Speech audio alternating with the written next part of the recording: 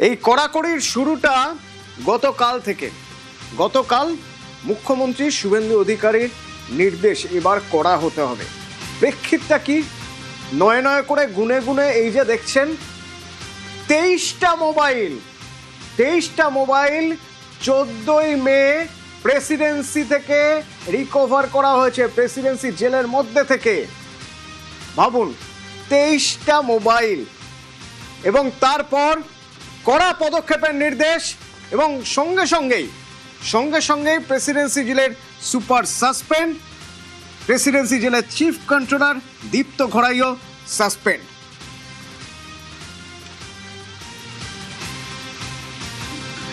সন্দেশখালীর কুখ্যাত ক্রিমিনাল শাহজাহান সহ যারা জেলে বসে এখনো নেটওয়ার্ক চালাচ্ছেন, তাদের বিরুদ্ধেও কারা কর্তৃপক্ষকে with the help of Kolkata police এবং রাজ্য পুলিশ অবিলম্বে ব্যবস্থা নেওয়ার জন্য নির্দেশ জারি করা হচ্ছে।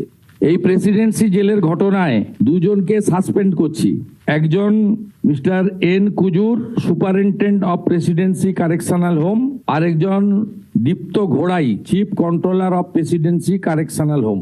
শুধুমাত্র এটা উদ্ধার করে ওদের আইসোলেশন সেলে পাঠানো নয়, যাদের উপর দায়িত্ব দেওয়া আছে তাদেরকে বিরুদ্ধে প্রশাসনিক এবং ডিপার্টমেন্টাল লফুল অ্যাকশন যেটা আমরা নিতে পারি, সেই অ্যাকশনটা দিয়ে আমরা গোটা রাজ্যের সমস্ত অথরিটি এবং আধিকারিকদের এই বার্তা দিতে চাই, এবার থেকে সাবধান এবং সতর্ক হয়ে আপনাকে যে দায়িত্ব দেওয়া আছে, আপনার যে অ্যাকাউন্টেবিলিটি রয়েছে, সেই কাজটা করুন। শুধুমাত্র 21% এগেনস্টে অ্যাকশন নয়, কর্তব্যে অবহেলার জন্য এটি একটি দ্বিতীয় বড় পদক্ষেপ। তিল জলার